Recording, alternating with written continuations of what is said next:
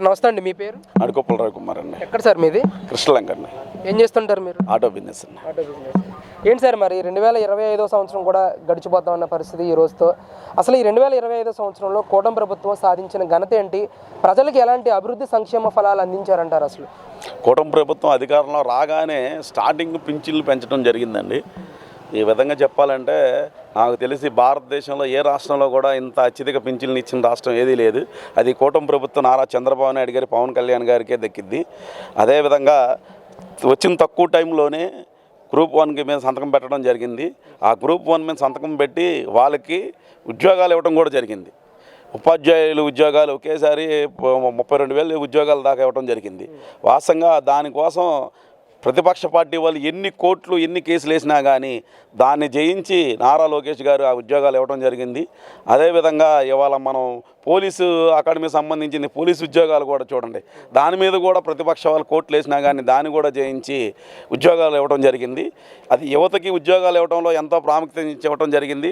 అదేవిధంగా మనకి గ్రామాల్లో కానీ సిటీల్లో కానీ ఎక్కడికి వెళ్ళినా కానీ ఇవాళ రోడ్లు చూడండి, గత ప్రభుత్వంలో ఎక్కడికి వెళ్ళినా పాపం రోడ్లు బాగోక ఎంతోమంది అవసరం పడి యాక్సిడెంట్లు అయ్యి చాలా ఇబ్బందులు పడ్డారు. ఇవాళ మీరు ఏ మారుమూల ప్రాంతంకి వెళ్ళినా కానీ నెంబర్ 1గా రోడ్లు వేయడం జరిగింది. ఎప్పుడైతే ఇన్ఫ్రాస్ట్రక్చర్ బాగుంటుందో ఆటోమేటిక్గా ఇతర రాష్ట్రాలు పెట్టుబడులు పెట్టడానికి కూడా వస్తారు. ఇవాళ కూటమి ప్రభుత్వం వచ్చిన తర్వాత విశాఖపట్నంలో గూగుల్ డేటా సెంటర్ రావడం జరిగింది.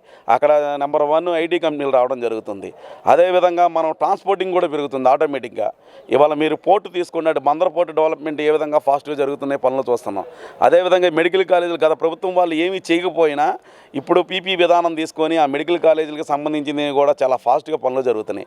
అమరావతిలో వాళ్ళు సగం పనులు ఆపేస్తే అమరావతి పనులు చక్కగా చాలా ఫాస్ట్గా పనులు జరుగుతున్నాయి.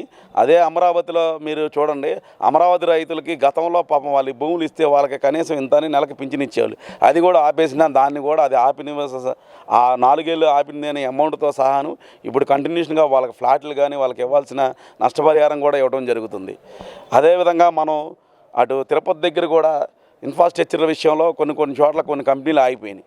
మళ్ళీ కియా మోటార్స్ కానీ అమర్నాథ్ బ్యాటరీస్ కానీ అటు రాయలసీమలో అనంతపురంలో వెనుకబడిన దగ్గర అక్కడ కంపెనీలు తీసుకురావడం జరుగుతుంది.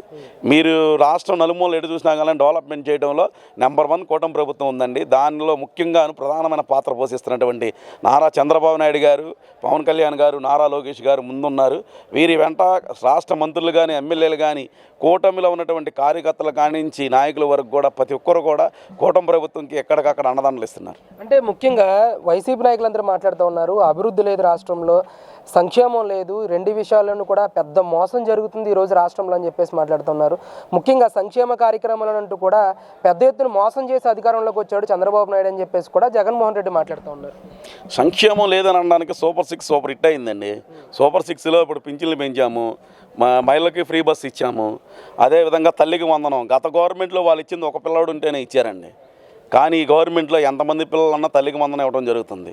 నిజంగా అది హ్యాట్సాప్. ఎందుకంటే రాష్ట్ర ఆర్థిక పరిస్థితి ఉన్నా కానీ ఇవాళ ప్రైవేట్ స్కూల్లో ఉన్నా గవర్నమెంట్ స్కూల్లో ఉన్నా కానీ తల్లికి వందనం 3 బిడ్డలు ఉన్నా 2 బిడ్డలు ఉన్నా ఇవ్వటం అనేది రాష్ట్ర ప్రభుత్వం తీసుకున్న నిర్ణయం హ్యాట్సాప్ అండి.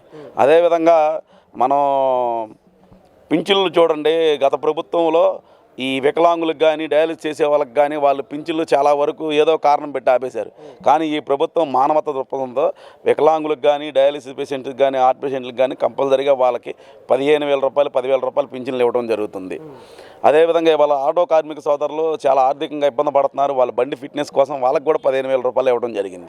అదేవిధంగా మన ఇవాళ క్రిస్టియన్స్ ఫాదర్లకు కానీ అదే ముస్లిమ్స్ సోదరులు ఉన్నటువంటి ముస్లిమ్స్ ఆ గురువుగా ఉండే వాళ్ళకి కానీ వారికి కూడాను నెలకు వచ్చేసరికి ఇంత వేతనం ఇవ్వడం అనేది చాలా మంచి నిర్ణయం. ఇప్పుడు ఎక్కడ మీరు చూసుకున్నా కానండి ప్రభుత్వం అన్ని విధాలుగా పేదవాళ్ళని గుర్తుపెట్టుకొని ఆర్థికంగా ఎంత ఇబ్బందుల్లో ఉన్నా కానీ రాష్ట్రాన్ని అభివృద్ధి చేస్తూ ఆటోమేటిక్గా ఇతర దేశాల నుంచి ఇతర రాష్ట్రాల నుంచి పెట్టుబడులు తీసుకొచ్చి రాష్ట్ర అభివృద్ధిలో నెంబర్ 1గా ముందుకెళ్తుంది. సార్, అంటే ముఖ్యంగా ఈరోజు రాష్ట్రంలో రప్పా కామెంట్స్ అనేవి మాత్రం పెద్ద ఎత్తున వైరల్ అవుతూ ఉన్నాయి.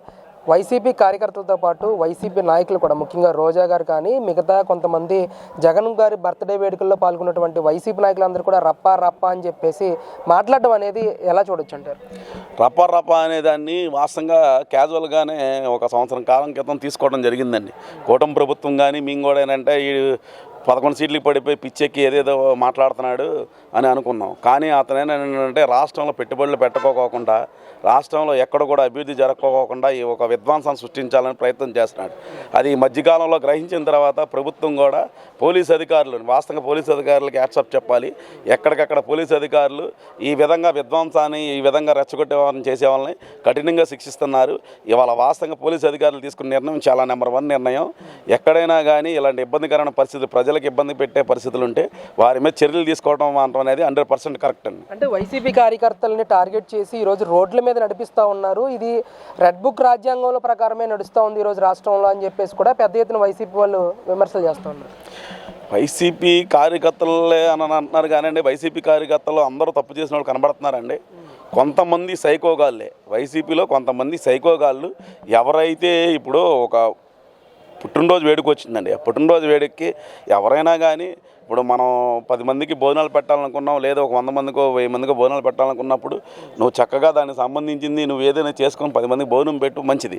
అలా మానేసి నువ్వు హింసాత్మకంగా ప్రజలు భయపెట్టే విధంగా నడి రోడ్డు మీద ఒక తలారు తీసుకొని గొరిపోతున్నరికి ఆ రక్తాన్ని ఆ బొమ్మ మీద వేసి ఆ శాడిజం ఏంటి? అక్కడ ప్రజలను ఎంత ఇవ్వడం అనకూడదు. కానీ అక్కడ ఒక గృహిణి తెనాలి గుంటూరులోనో ఒక గృహిణి ప్రెగ్నెంట్తో ఉన్న ఆవిడ, అయ్యా నాకు కొంచెం ఇబ్బందిగా ఉంది అని చెప్పానంటే ఆవిడ్ని కడుపుతో ఉన్న ఆవిడ మీద కాళ్ళ మీద తన్నారనంటే వాళ్ళ సైకోజం ఎంతలాగా ఉందో చూడండి.